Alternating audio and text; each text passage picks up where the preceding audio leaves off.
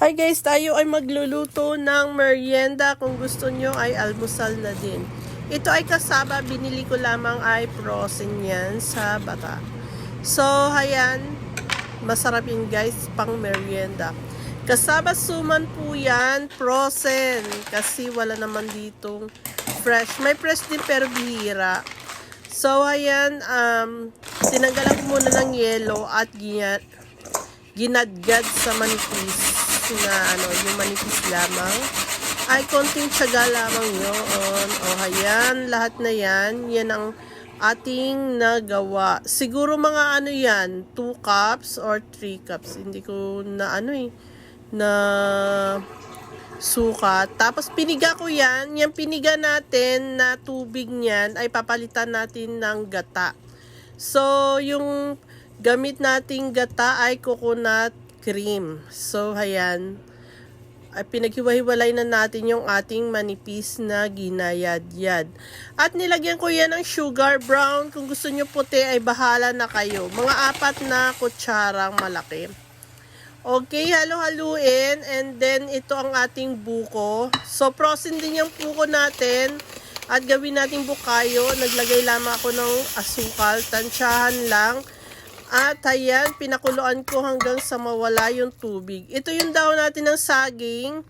Okay, para mabilis yung aking pagkagawa ay binanlian ko lamang yan ng hot water. Tapos, ibinabad ko yung saging dyan.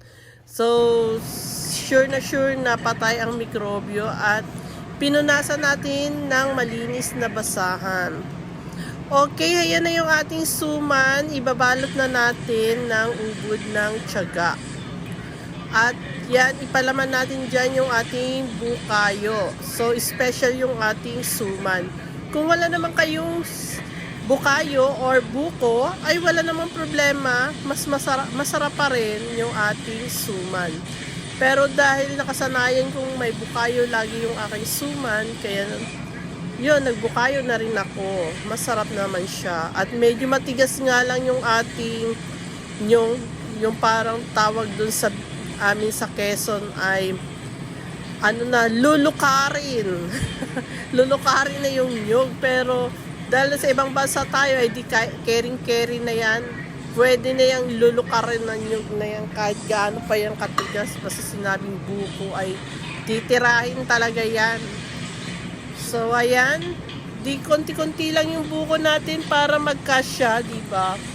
Isang supot nga lang yan ay nagkakahalaga ng 9.75 real yata. Dito, hindi ko sure. Pero parang ganon, hindi naabot sa 10 real. So, kayo na magkwenta. 15.65 yung palitan. Bahala na kayo. Gagawan ko pa kayo ng trabaho, no? Okay, so ayan, ipagdikit-dikit lang natin yung ipagpatong lang natin yung ating suman at itinali ko rin dun sa maliit na banana leaves natin. So, ganyan talaga kapag gustong nag-grave ka ng masarap ay talagang tsatsagain mo yan. Okay? Okay, shout out po sa mga bago kong subscriber at kung hindi pa kayo nakasubscribe, mag-subscribe na, wag nang mahihiya. Okay. At kung may mga tanong kayo ay wag na kayong mahiya magtanong. So 2, 4, 6, 8, 10 ang nagawa ko dun sa isang balot na kasaba.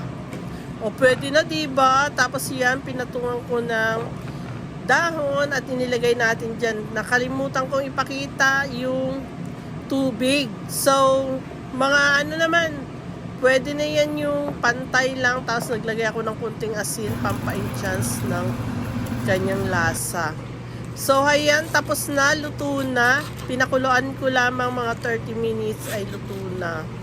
Okay, ayan na yung ating masarap na merienda.